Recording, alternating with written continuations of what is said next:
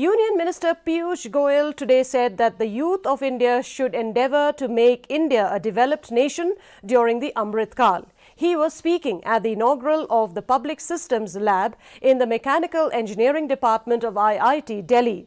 He congratulated the students of IIT on the path-breaking initiative, saying that the Public Systems Lab can play a vital role in multiple ways. He said public food procurement and distribution are crucial programs in which this innovation can contribute immensely.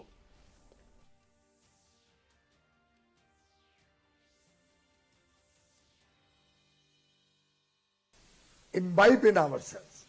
And what better way than to launch the Public Systems Lab on the very first day as we enter into Amrit Kaal, the next 25 years, which are going to be the defining journey of India towards a developed nation.